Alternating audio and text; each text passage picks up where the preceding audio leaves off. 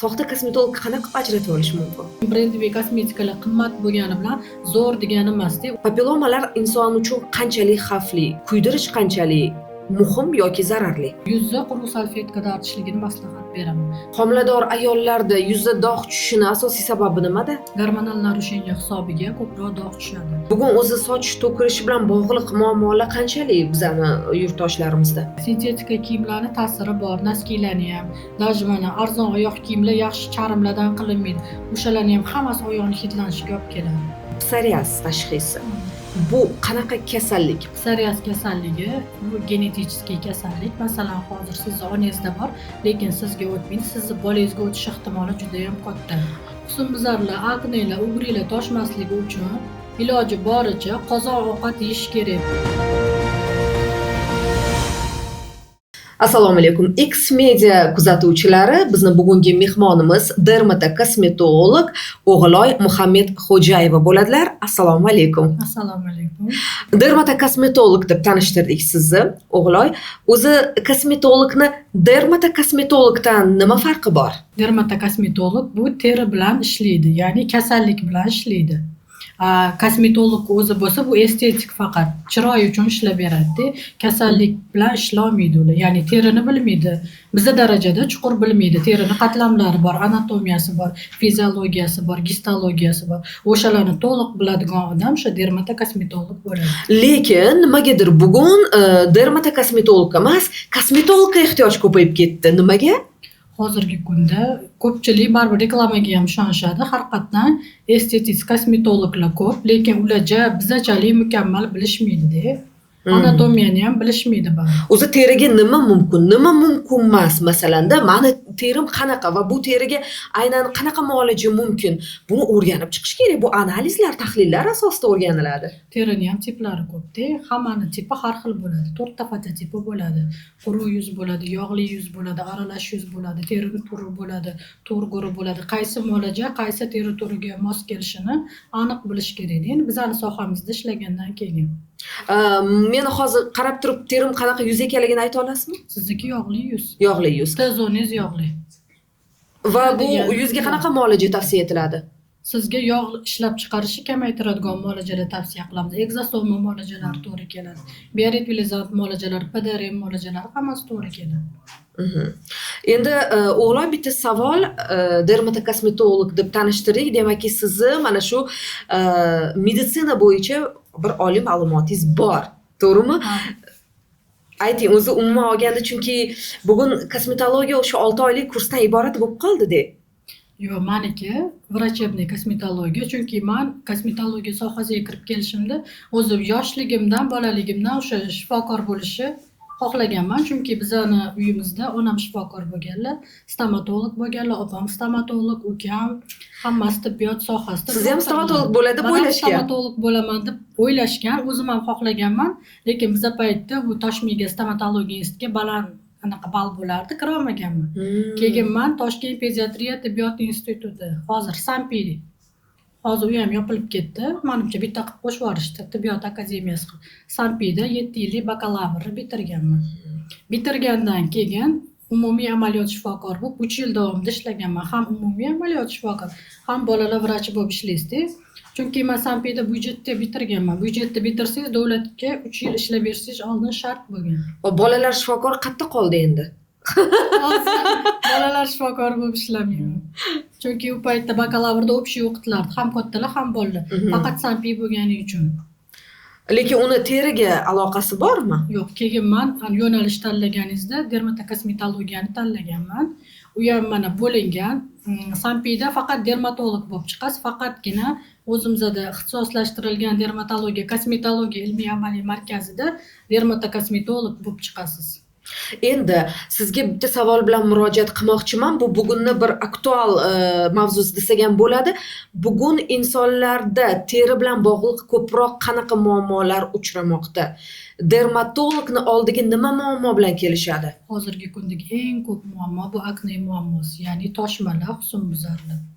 Oldin aytishardi, u yerga tegsang o'tib ketadi deb. Yo'q, u yerga tegsa o'tib ketmaydi. Chunki bu aknelar terining kasalligi-da. uni sababini topib, nima sababdan chiqyapti bilib davolash kerak. Necha yoshgacha chiqadi o'zi u husnbuzarlar? Mana turmushga chiqsang o'tib ketadi deyishardi, lekin bu Turmushga- faqat gap deyapsiz-ku. Turmushga chiqqanda o'tib ketmaydiganlari ham bor. Mana onalar o'sha yoshlik paytida qaratmaydi, turmushga chiqsa o'tib ketadi deydi. O'sha u turmushga chiqqandan keyin homilador bo'ladi. Homiladorlikda ugrilarni umuman davolab bo'lmaydi. Chunki ularga ugrilar ham bir xil tur bo'lmaydi, har xil bo'ladi. Yengil ugrilar bor, aknelar bor. O'sha davolatmasangiz o'sha og'ir turlariga, ya'ni konglobantli ugrilarga, yiringli ugrilarga o'tib ketadi. Xo'p, husnbuzarlarni kir sovun bilan yuvish muolajasiga nima deysiz? Qadimdan qolgan gap bor. Kir sovun bilan yaxshilab yuvsang, yuzing oppoqini bo'lib, husnbuzarlar ugrilardan xalos bo'lasan deyshadi. Yo'q, u terini baryerini buzadi, lekin oldingilar to'g'ri ishlatishgan. Hozir umuman tavsiya qilmaymiz. Faqatgina quritib beradi. Quritadi, keyin mana ugrilarni tegi bilan davolamadingiz-ku, sababini topib yana chiqib kelaveradi. Akna mana shu husnbuzarlardan xalos bo'lish deyapsiz-ku. Sizni bitta videoyingizga ko'zim tushdi. 2000 so'mga husnbuzarlardan xalos bo'lamiz. Bu nima degani? 2000 so'mga shu muolajani qilib butunlay xalos bo'lish mumkinmi? Butunlay xalos bo'lmaydi-ku, aknelarni quritishi mumkin. Bu umuman dermatologga, kosmetologga kela olmaydigan patsientlar uchun shunaqa odamlar ham bor-da. Faqat Instagramdan yordam so'rab yozishadi. Akneni davolashi juda ham ko'p usullari bor. Uning uchun oldin qabulga keladi. Patsientdan anamnez yig'amiz, sababini aniqlaymiz. Kerak bo'lsa, bilasiz, teri kanasi bor. Demadekos folikulorum deydi. U hamma yog'li yuzda bor, quruq yuzda ham bor. Prosta yog'li yuzda ular aktiv bo'ladi. O'sha yog'lar orqali oziqlanadi, terida toshmalar bo'ladi, qizarishlar bo'ladi, yiringli toshmalar bo'ladi. Ana o'shalarni turini bilib turib, to'g'ri diagnoz qo'yib, to'g'ri davolanilsa, aknelar o'sha remissiyaga tushirib beramizda. Qarang, endi yuzdagi muammolarni insoniy ichki organizm bilan qanchalik ta'siri bor? Juda ham katta ta'siri bor, chunki teri oynada. Sizni ichki a'zoyingizda nimadir muammo bo'lyaptimi, teriga toshma shaklida chiqadi. Mana boramiz kosmetologga, yuzlarimizni chiroyli qilamiz, har xil muolajalarni olamiz. Bir kun, ikki kun yaltalab turgandek bo'ladi-da, lekin asl uni ildizi davolanmagan bo'ladi. Ertasiga yana 2-3 kundan keyin o'sha holat takrorlanadi. Bu demak ichki organizmda muammo borligidan. Ichki organizmda muammo borligidan, gormonal narusheniya borligidan, endokrin tizimida muammo bo'lishi mumkin. O'shalarni hammasini jamlab turib, keyin muolaja qilinsa, o'shandagina foydasi seziladi. Organizm bilan bog'liq qanaqa kasalliklar ko'proq uchraydi? Yuzda aks etadigan. Menga eng ko'p keladigan va boshqalardan ajralib turadigan o'sha nimam, akne bo'yicha ekspertligim. Eng ko'p keladigan patsientlar ham akne bo'yicha, ugri bo'yicha, konglobant ugrilar bo'yicha kelishadi. Keyin yana eng kattasi mana ugri toshdi, izi qolib ketadi-ku. Bilasiz, qizil bo'lib izi qolib ketadi, dog'lar qolib ketadi. O'shani yo'qotish uchun ko'pchilik keladi. Va xalqimizda o'sha xalqona usul ugrilarni qo'l bilan siqish. Bunga nima deysiz? Mutaxassislik mumkin emas bu holat deysa ham ko'pchilik baribir qiladi-da shuni. O'zi aslida mumkin emas, chunki birinchidan qo'li kir bo'ladi, chiqayotgan gnoy ham ichiga kirgizib yuboradi, ya'ni tarqatib yuboradi. Ham toshmalar ko'payib ketadi, ham gnoylar avj olib ustiga chiqib ketadi. Unda kasallikni davolash qiyinroq kechadi, sababi siqqandan keyin ikkilamchi infeksiya tushishi mumkin. O'sha siqqan joyiga. Chunki u toza qo'lda siqmaydi, qo'li sterillik bo'lmaydi-ku. Oynaga qarab bundoq siqishadi. Ikkilamchi infeksiyani tushirib, kasallikni og'irroq asoratiga olib kelib qo'yishadi. Yana bitta gap, mana shu ugri chiqqan joyga spirt qo'ygin deyshadi. Bu qanchalik to'g'ri? Spirt qo'yish noto'g'ri deb o'ylayman. Spirt to'g'ri quritib beradi, lekin terini kuydirib qo'yadi. Dog' qoldiradi. Undan ko'ra o'zini mazlari bor. Uy sharoitida o'sha mazlardan foydalangani yaxshiroq. Lekin spirt qo'yish tavsiya qilmayman. Teri kuyib qoladi. Ushab turadi, chunki dog' qo'yib olmaydi-ku. Teri o'zi kuydiradi. Endi papilomalar haqida gaplashsak. Papilomalar haqida nima deysiz? Chunki papilomani ham mutaxassis o'z-o'zidan olib tashlay olmaydi. Bugun papilomasi bor kelsa, keyin kuydirib tashlaymiz deydi kosmetologlar. Inson papiloma virusi hozir mana ayniqsa bizda Coviddan keyin juda ham ko'p tarqalib ketdi. Sababi immunitet pastga tushdimi, papilomalar ko'payib ketadi. Sababi uni yo'q qila olmaysiz, chunki u qonda yuradi. VPC virusida Uni yaxshi sifatligi bor, yomon sifatligi bor. Oldin ajratib olishni bilishingiz kerak. Yaxshi sifatligi shunchaki biriktiruvchi to'qima bo'lib o'sib qolgan bo'ladi. Ularni lazer yordamida yoki elektrokagulyator yoki suyuq azotlar yordamida olib tashlasangiz bo'ladi. Yomon sifatlilarni avval onkomarkerga tekshirtiramiz. Olish mumkin degandagina olsa bo'ladi, bo'lmasam teyilmaydi. Va uni oddiy kosmetolog kuydirib tashlash huquqiga egami, yo'qmi? Yo'q, oddiy kosmetolog kuydirib tashlash huquqiga ega emas. Chunki u bilmaydi, balki yomon sifatligi bo'lishi mumkin kuydirayotganida. Battar ko'payib ketadi, keyin u ildiz otib ketadi. Endi bitta savol, mana siz bilan hozir gaplashibchi, haqiqatdan o'sha mana shu sohani mutaxassisligingizni bilyapman-da, chunki eng avvalo kasallikni ildizi o'rganiladi. Bu haqda sizni yetarlicha bilimingiz bor, lekin bugun baribir o'sha shunchaki kosmetologga ehtiyoj katta. Soxta kosmetologga qanaqa ajratib olish mumkin? Soxta kosmetologlarni qilayotgan ishi orqali, masalan, gapirayotgan gaplari orqali ham ajratsangiz bo'ladi. Yo'q, ular shunchaki usti to'g'risida gapiradi, lekin ichkisini bog'lab gapirib bera olmaydi ko'pchiligi. Mana ichki a'zosida nima bo'lyaptiki, nima sababdan shunaqa muammo kechyapti uni yuzida. Ularni bilishmaydi. Masalan, oddiy dog' bor yuzida, lekin kosmetologga kelib prosta mezoterapiya olishadi. O'zi u dog' nima sababdan tushyapti? Oldin o'shani topib olish kerak. Sabab ko'p. Quyosh nuridan tushgan bo'lishi mumkin, jigarida o'zgarish bo'lishi mumkin, o't qopida o'zgarish bo'lishi mumkin. Chunki teri oyna-ku, bu teriga melanin aktiv ishlab chiqarib dog' bo'lib qoladi. Prosta bizada kosmetologlar shu dog'i bir xil 100% ketkizib beraman deydi. O'zi dog' 100% ketmaydi. Dog'i sababini topasiz, ham ichki organiga muolaja o'tkazasiz, dog'i ochartirsa bo'ladi. 100% tekis qilib qo'ya olmaysiz, yo'q qilib. Chunki organizmda rang beradigan melanin pigmenti постоянно ishlab chiqarib turadi. Mezalar orqali, bioretvilizantlar orqali biz o'shani normaga solamiz. Homilador ayollarda yuzda dog' tushishini asosiy sababi nimada? Gormonal narusheniya hisobiga ko'proq dog' tushadi. Vaqtinchalikmi bu yoki kimdadir vaqtinchalik? Agar o't qopida kasalliklari bo'lsa, bu butun umrga qolib ketadi dog'lari. Chunki o't qopini davolash kerak bo'ladi. O't suyuqligi quyuqlashib qolgan bo'ladi. Shuni hisobiga ham juda ham ko'pchilik homiladorlarda toksikoz bo'ladi, yuzlariga dog'lar tushadi. Ular professional SPF mahsulotidan umuman foydalanishmaydi ko'pchiligi. Bozorda chiqariladigan mass market SPFlardan foydalanishadi. Shu o'rinda fikringiz qiziq. Bugun onlayn ijtimoiy tarmoqlar orqali reklamasiga katta urg'u berilayotgan shunaqa bir mahsulotlar bor. Narxi ham unaqa qimmat emas va yuzdagi dog'larni ketkazamiz, ugrilarni ketkazamiz, yuzni yaltiratib qo'yamiz. Onlayn xarid qilinyapti. Nima deysiz bunga? Masalan, aslida bu vositalar nazarimda dorixonada sotilishi kerak. Bular hammasi lekin reklama, lekin ko'pchiligi ishlamaydi. Даже o'sha SPF ham, ugrini doralari ham foyda bermaydi. Naborot ko'paytirib, buket qilib, keyin patsientlar bizning oldimizga kelishadi. Men qarshiman. Undan ko'ra aptekaga borib, yuziga mos keladigan preparatni olsa yoki o'sha kremlarni olib sursa, o'sha foydaliroq bo'ladi. Faqatgina o'sha aptekadagi mahsulot bilan ham tuzalib qolmaydi. Birinchi o'chib barib mutaxassisga borsa, mutaxassis to'g'ri yo'nalish beradi. Nima qilish kerak, nima sababdan chiqqan. Bir xil qimmat deb o'ylaydi-ku. Bu yana brendviy kosmetikalar qimmat deydi, zo'r deb o'ylashadi. Lekin brendviy kosmetikalar qimmat bo'lgani bilan zo'r degani emas-da. Undan ko'ra aptekaga borib yuziga mos keladigan narsani, terisini turiga, turg'uriga mos keladigan narsani olsa, o'shanda foyda ko'proq ko'radi. Shu haqda ma'lumot bera olasizmi? O'zimiz dorixonalarda sotiladigan oddiy, arzon, tabiiy vositalardan. Bera olaman. Masalan, yuzi qurib ketadigan patsientlar bo'ladi. Og'iz atrofida, labvi chetlarida qurishlar bo'ladigan bo'lsa, oddiy aptekalarda metil uratil sotiladi. Постоянно yuzi qizarib yuradigan patsientkalar bo'lishadi, bilasiz, yuzlarining ustida qizil tomirchalari bo'ladi. Chunki ular o'sha quyoshga chiqsa qizarib ketaveradigan bo'ladi. Unaqa patsientkalar uchun oddiy Bepanthen kremlarini tavsiya qilaman. Ular endi butun umr surmaydi, o'sha ma'lum bir muddat suradi, dam oladi. O'shanaqa qilib surishadi, ko'chaga chiqqanda постоянно aptekadan SPF olib surishsin. O'sha foydaliroq. Mana La Roche-Posay bor. Vichy SPF'lar bor. Ular dermatologlar tomonidan nozik teri uchun, chuvstvительный deymiz. Chuvstvительный terilar uchun tasdiqdan o'tgan bo'ladi.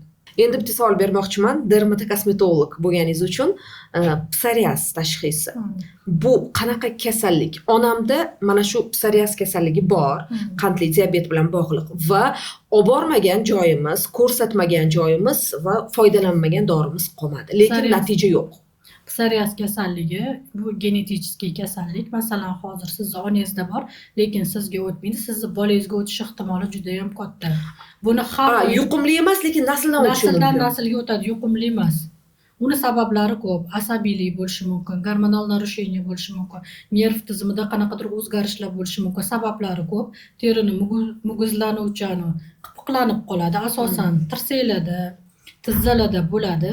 Bularni davolash usullari butunlay yo'q bo'lib ketmaydi. To'g'ri, siz uni remissiyaga tushirib qo'yasiz, lekin qanaqadir nimadir yeb qo'yganingizda yoki sizda kuchli stress bo'lganda bu yana paydo bo'ladigan kasallik. Buni o'zini kurs lecheniyasi bor, kurs lecheniyalarni olib, o'zini vandalari bor, домашний уходda qilinadigan o'sha домашний уходlarni qilib yurish kerak. Lekin o'sha ko'rsatmaga binoan qilingan vanna allergiya beryapti. Salotkali van unda yoqmagan bo'ladi. Allergiya berayotgan bo'lsa vanna olib tashlanadi. Qanaqa muolaja tavsiya etsa bo'ladi psoriazga? Teri doim namlanib turishi kerak deyishdi mutaxassislar. Quruq bo'lish kerak emasda, emaliyellardan foydalansa bo'ladi. Endi psoriazda glikokortikosteroid ham beradi. U endi o'sha kasallik bir xil emas-ku, klassifikatsiyasiga qarab, qaysi biri nimaga tushishiga qarab dorilar, malhamlar beriladi, suriladi bu. Surtish uchun. Xo'p, endi oldingizga keladigan mijozlarni aksariyati necha yoshdan necha yoshgacha va o'sha qaysi muammolar? Menda eng ko'p keladigan patsientlar 14 yoshdan ugri, 14 yoshdan 30 yoshgacha bo'lgan patsientlar. Hatto hozir yosh kattalarda ham ugrilar kuzatilyapti, aqni ugrilar. Bu nimadan? Nosog'lom turmush tarzimikin? Birinchi o'chirda nosog'lom turmush tarzi. Chunki oldin bo'lmagan-ku deyishadi. Har qatdan oldingilar ekologik toza mahsulotlar yegan. Ugrini eng ko'p keltirib chiqaradigan sababi o'sha pitaniya. Hozir fast foodlar yeyishadi, gazirovkalar, hamma energetiklar ichishadi. Keyin eng ko'paytiradigan narsa bu sut. Masalan, kefir ichsa bo'ladi, lekin sut mumkin emas. Keling, shu o'rinda kameraga qarab aytasiz, aynan husnbuzarlar toshmasligi uchun qanaqa ovqatlanish kerak? Foydali tavsiyalar. Husnbuzarlar, aknelar, ugrilar toshmasligi uchun iloji boricha qozon ovqat yeyish kerak. Bir xil qozon ovqat deganda patsientlarim kelishda kartoshka frini qovurib yeyishga. Umuman mumkin emas. Qozonda pishadi-ku dedi, lekin ular kanserogen yog'da bo'ladi-da. Ular mumkin emas. Qolgan ovqatlarning hammasi mumkin. Ovqat yeganda kletchatka qo'shib yeyish shart. Kletchatka bu sabzi, karam, lavlagi, har xil zelenlarni aralashtirishadi. O'shani ovqat bilan qo'shib yeyilsa, ya'ni to'g'ri ovqatlanishga kiradi. Polniy kletchatkalar ichaklarni tozalab, ortiqcha shlaklarni tozalab tushiradi. Akne, ugrilar paydo bo'lmaydi. Ya'ni ichi qochishi bo'ladigan odamlarning ko'pida o'zi akne, ugrilar paydo bo'ladi.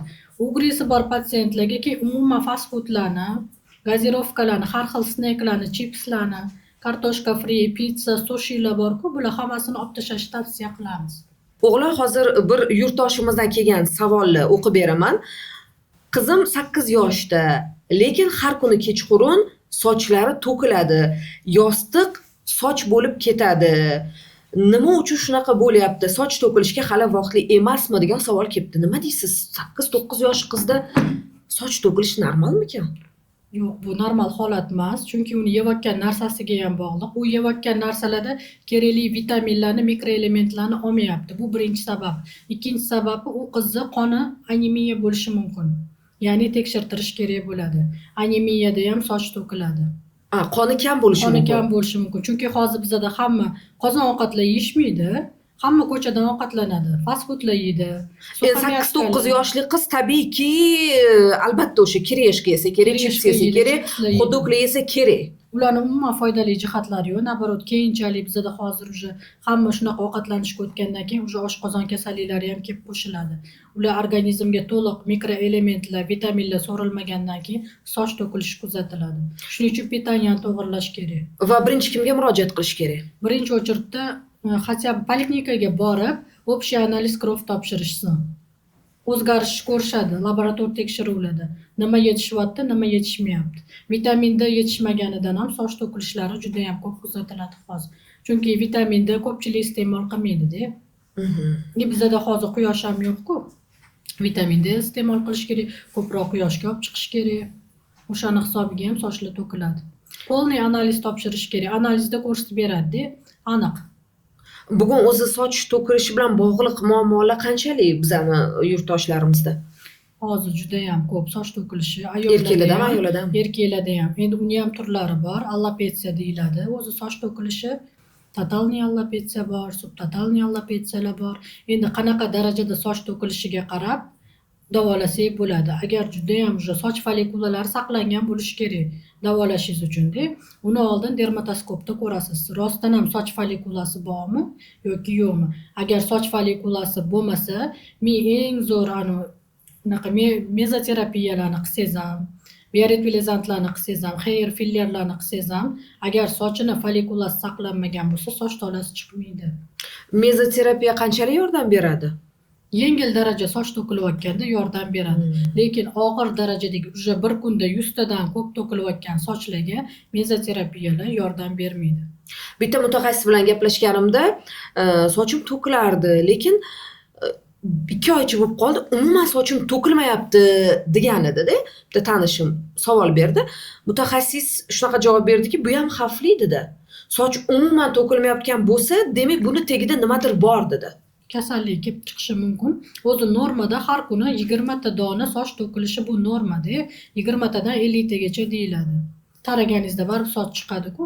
Bir xil sochini taramaydi, mana shunaqa sochim to'kilib ketadi deb. Yo'q, tarash kerak. Taraganingizda baribir chiqib ketmoqchi bo'lgan sochi folikulasi uzilgan bo'ladi. Tarasa, taramasa chiqib ketadi. Shuning uchun taragan yaxshi. Endi papilloma bo'yicha savol beramiz, chunki bu juda ko'pchilikni muammosi va yosh katta bo'lgan sayin papilloma ko'payib boradi. Papillomalar inson uchun qanchalik xavfli? Uni kuydirish qanchalik muhim yoki zararli? Papillomalarni oldin bilib olasiz, qanaqa turi. Agar siz rostdan ham yaxshi sifatli papilloma bo'lsa, kuydirsangiz bo'ladi. Chunki bu estetik nuqson ham keltirib chiqaradi, ko'payib ketadi. Masalan, hozir menda bor, mani farzandlarimga ham o'tish yuqori bo'ladi. Agar men kuydirib olib tashlamasam, chunki biz bitta kir mashinani ishlatamiz. Hech kim hozir qo'lda kir yuvmaydi. Bitta kir mashinaga solamiz, aylantirganingizda bu VPC yuqumli, odam papilloma virusi. Bu bizning qonimizda yashaydi. Prosta immunitetimiz tushib ketganda bu ko'payib ketadigan narsa. Bir xil aytadi, men oldirdim, garantiya bormi, yana chiqmasligiga deydi. Yo'q, garantiya yo'q. Men uni qonidagi narsaga biz garantiya bermaymiz-ku. Masalan, u shamollamaydimi? Shamollaydi, shamollaganda immunitet tushib ketadi. Immunitet tushgandan keyin papillomalar ko'payadi. O'zi papillomalar qaysi zonalarda eng ko'p bo'ladi? Ko'p terlaydigan joylarda bo'ladi. Bo'yinda bo'ladi, yuzda bo'ladi, qo'ltiqda bo'ladi, intim zonalarda bo'ladi. Masalan, onam ro'molini olib o'rasam, menga papilloma yuqishi mumkin. Shunaqami? Yo'q, agar mana o'sha onangiz ro'mollar tirnalgan joyiga o'sha ro'molga teggan bo'lsa, sizni ham qatizdur tirnalgan bo'lsa, yuqishi mumkin. Agar kiyimini bitta anaqada yuvasiz-ku kir mashinada, o'shanda ham bitta qilib yuvsangiz, yuqish ehtimoli bo'ladi. Endi o'sha papilloma kuydirish masalasi-chi. Bugun qo'rqmasdan kosmetologlar papillomalarni kuydirib yotibdi-yu. Papillomalarni kuydirish masalasi agar to'g'ri bilib kuydirsa, bu to'g'ri. Agar bilmasdan turib kuydirsa, onkologiya ham aylanib ketish ehtimoli katta-da. Chunki aytibman, yaxshi sifatligi bor, yomon sifatligi bor. Oddiy kosmetolog, estetik kosmetologlar buni ajrata olmaydi. Yaxshi sifatlimi, yomon sifatlimi? Ularning ham rangi bor, tuzilishi bor, kattaligi bor, bir xillari bor. Mana birinchi bo'lib kichkina bo'lib chiqadi, keyinchalik уже kattalashib ketadi. Ularni tegib bo'lmaydi. Rangi qora bo'ladi, sochi bo'ladi. Ular уже onkologiyaga moyilligi ko'proq bo'ladi. Umuman oldirmasdan ham yuringlar deya olmayman, chunki quyosh nuri ta'sirida bu papillomalar ham o'sadi. Boshqa narsaga aylanib ketish ehtimoli. Hollar haqida nima deya olasiz? Xollaga umuman tegilmasin deb aytardim. Xollaga umuman tegishligini tavsiya qilmayman. Oldin gistologga borib, holdan ozgina olib ular ekishadi. Olish mumkinmi, olish mumkin emasmi? Bilasizmi, hollarning ham har xil turlari bor. Bir xillarni holi bo'ladi, gultoji xo'rozga o'xshab juda ham kattalashib ketgan bular. Unaqa hollarga iloji boricha tegishni tavsiya qilmayman. O'g'lo, endi bitta savolda, kosmetologga, dermatologga ko'proq puli borlar boradi deyishadi-da. Endi pul bo'lmasa, shunchaki o'sha yo uyda muolaja qilib qo'ya qoladi yoki bo'lmasa umuman bormaydi. Bu tashqi ko'rinishga umuman e'tibor qaratmaydigan insonlar bor. iloji boricha sharoiti yo'layam endi hammani sharoiti bir xil emas-ku, kimnidir sharoiti bor, kimnidir sharoiti yo'q. O'shanaqalar kelganda konsultatsiya o'tkazganimizda aptekadan olib ichiladigan yoki suriladigan mahsulotlar kapelnitsalarni yozib beramiz. Chunki yuzi u holatda qolib ketishi kerak emas. Asosan keladigani toshmali yuzlar. Yuzida toshmasi ko'p, student, sharoiti yo'q, lekin men unga nimadir qilib berishim kerak. Bu insonning yuzi, sog'lig'i haqida gap ketyapti-ku, iloji boricha chiroyli qilib davolab beramiz, uy sharoitiga yozib beramiz. Qurbi yetadigan darajada qilib beramiz. So'raysizda baribir. Bir xil o'sha dorini ham ololmasligi mumkin. Keyin biz o'shanga tushuntiramiz, olmasang bo'lmaydi. Mana bir oydan keyin kelasan yoki 2 oydan keyin kelasan deymiz. O'sha yuzida rezultat ko'rib, o'zgarish ko'rib keladi. Har kuni kelmasa ham. Bu yog'iga kul isib ketyapti. Endi odamlarda yana bitta muammo paydo bo'ladi. Bu terlash. U yoshidan qat'iy nazar, erkak ayolligidan qat'iy nazar ko'p holatlarda terlash kuzatiladi. Bundan xalos bo'lish mumkinmi yo bir o'ziga xos davo choralari bormi, yo'qmi? Bundan xalos bo'lish mumkin. Hozirgi kunda bizda rivojlangan meditsinamizda bu gipergidroz deyiladi o'zi. Ya'ni ko'p terlash, haddan ziyod terlarni ko'p chiqishi gipergidroz kasalligi. Buni botulotoksin muolajasi yordamida terlashni yo'qotsak bo'ladi. Bu hammaning organizmiga bog'liq. Biz qabulga kelganda muolaja qilamiz, ya'ni botulin terapiya qilinadi, inyeksiya bo'ladi, 6 oygacha terlashdan xalos bo'ladi. Kimdadir 1 yilgacha ham yetishi mumkin, lekin asosan 6 oy deb aytamiz. Uni ham kuchini kesib yuboradigan narsalar bor-da. Masalan, antibiotik ichdi, kuchi kesilib ketadi. Issiq sauna dushlar qabul qildimi, kuchi tez ketib qoladi. Agar o'sha aytgan me'yorlarimizga rioya qilsa, muolajani oldi, 14 kun davomida issiq sauna dushlar mumkin emas. Antibiotiklar ichishlar mumkin emas. Ko'proq suv ichish kerak bo'ladi toksin ishlab olishi uchun. Ko'proq suv ichib tursa, toksin ishlab qotib olgandan keyin 6 oy davomida terlashlardan xalos bo'ladi. Endi qarang, $100 ga kimdir borib o'sha muolajani, inyeksiya muolajasini olishga cho'ntagiga ko'tarmaydi. O'sha terlashni ham yo'qotish oddiy usuli bormi? Terlashni uy sharoitida yo'qotish oddiy usul. Uning uchun odam erinish kerak emas.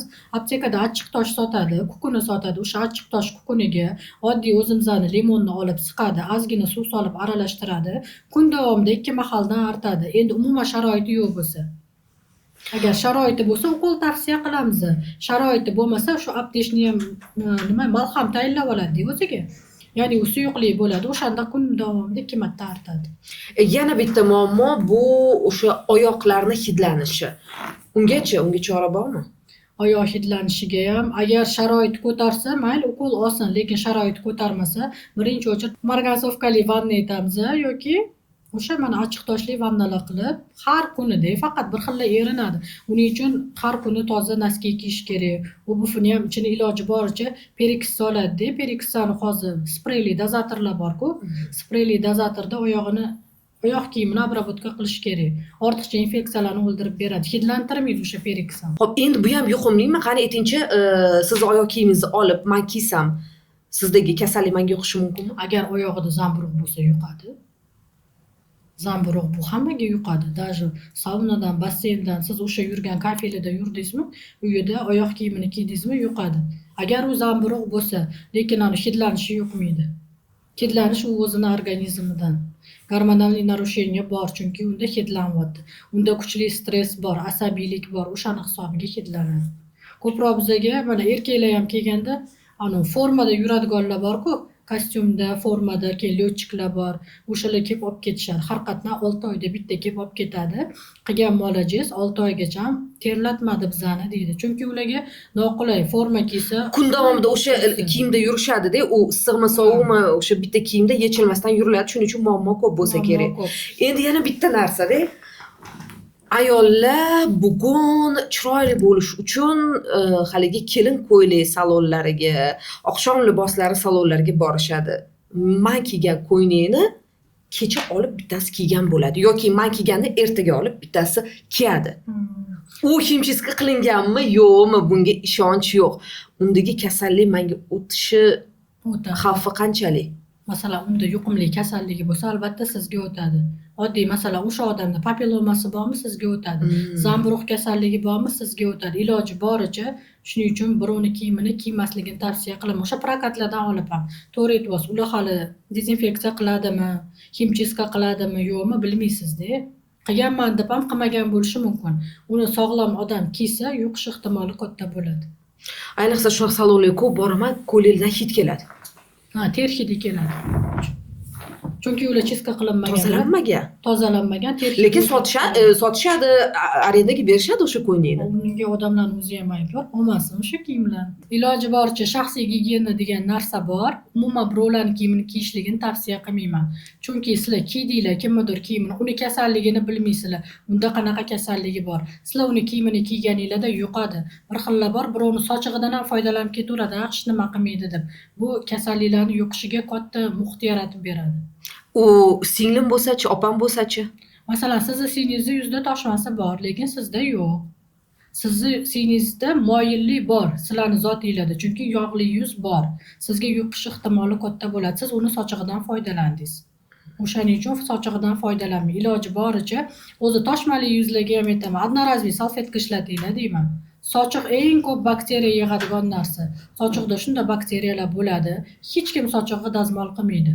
Ikkilamchi infeksiyani tushib qolish ehtimoli katta bo'ladi. Yuzni demak, quruq salfetkada artishni maslahat berasiz. Ha, yuzni quruq salfetkada artishligini maslahat beraman. Kun davomida yog'li yuzlar bir mahal yuvishsa yetadi. Yuzligini yuvib salfetkada artishinglar deyman. Yana bitta muxlislarimizdan kelgan bu savol emas, bitta tavsiya. Bu qanchalik to'g'ri yoki noto'g'ri shuni o'qib bermoqchiman. Basseynda yoki saunaga borganimda oyog'imda hidlanish paydo bo'lganini sezib qoldim va uyga borib o'sha sharoitda muolaja boshladik. Oyoq kiyimni ichiga chayni soda sepib qo'ydik. 2 kun mana shu muolajani qilgandan keyin o'sha narsa bartaraf etildi. Bu qanchalik to'g'ri? To'g'ri bo'lishi mumkin, chunki chayni soda sepganingizda o'ta ishqorli muhit bo'ladi. Ishqorli muhitda hamma ortiqcha infeksiyalar, bakteriyalar hammasi o'ladi. Ishqorli muhit qanchalik zararli? U terini kuydirib qo'ymaydimi? Chunki uni normasini bilmasangiz, teringiz kuyib qolishi mumkin. Siz u chayni sodani sepganingizdan keyin olib tashlaysiz-ku. Chayni sodasi bilan birga kiyib yurmaydi-ku. Chayni sodani sepib qo'yasiz, masalan 2 kun o'sha tapchkani yoki botinkani ichida qoldirdingizmi, keyin artib tashlaysiz. O'sha o'tda muhiti yangilanadi baribir. Ishqorli muhit olib tashlaganingizdan keyin oyoq kiyimda HB noski bilan bemalol kiysangiz bo'ladi. Toza bo'lishi kerak, yuvilgan. Mana shu sintetika kiyimlarni ham ta'siri bormi teriga? Sintetika kiyimlarning ta'siri bor, noskilarni ham. Даже mana arzon oyoq kiyimlar yaxshi charmlardan qilinmaydi. O'shalarni ham hammasi oyoqni hidlanishiga olib keladi. Bu zarari ham bor. Hozir masalan bolalarda ham ko'pchilikda oyoq hidlanadi, yosh bolalarda ham даже. Chunki sifatli narsa kiyishmaydi-da. Shuni hisobiga ham oyoq hidlanadi. Ular kun bo'yi bitta masalan maktabga ketdim, hozirgi maktablar ko'pchiligi ertalabdan kechgacha bo'ladi-yu, oyog'i terlaydi, sifatsiz oyoq kiyim kiygan. O'shani ham qissasi katta-da, hidlanishiga. Sifatli narsada hidlanmaydi deb o'ylayman. Hozir bahor keladi o'sha, dog'lar, yuzida dog'i bor patsientlarni dog'lari to'qarib, ko'zga ko'rinishni boshlaydi. O'sha dog'larni uy sharoitida ochartirish uchun sizlarga eng zo'r layfhakka aytaman. Aptekaga borasizlar, oddiy vitamin C ampulasini olasizlar, uni toza vatniy diskka sindirib tomizib olasizlar va yuzinglarni artasizlar. 1 oy davomida shu muolajani qilasizlar. 1 oy davomida shu muolajani qilganinglarda yuzinglardagi dog'lar 100% ketib qolmaydi, lekin oqaradi. Dog'lar oqargandan keyin ustidan petatilniy krem surasizlar, ya'ni oqartiruvchi kremlardan surasizlar. Kunduz kuni qilmoqchi bo'lsanglar, ko'chaga chiqishdan oldin dermatologlar tomonidan tasdiqdan o'tgan SPF surib, keyin chiqasizlar. Qizarib, kuyib ketadigan yuzlarga nima tavsiya bor? Qizarib kuyib ketadigan yuzlarga mana bahor keladi. Bahor emas, даже qishda ham mana ko'chaga chiqdimi, yuzi qizarib ketadi. Bu bizani tilda rozatsiyali, kuperozli yuzlar deyiladi. Bunaqa yuzlarga postoyanno aptekada sotiladigan emalyellar bor, CeraVe'niki, yuziga mos tushadiganini olib, surib yurishini tavsiya qilaman. Bu faqat yozda emas, qishda ham, bahorda ham, kuzda ham mana chiqdimi, qizarib ketadigan yuzlar bor. Emalyellar juda ham zo'r yordam beradi.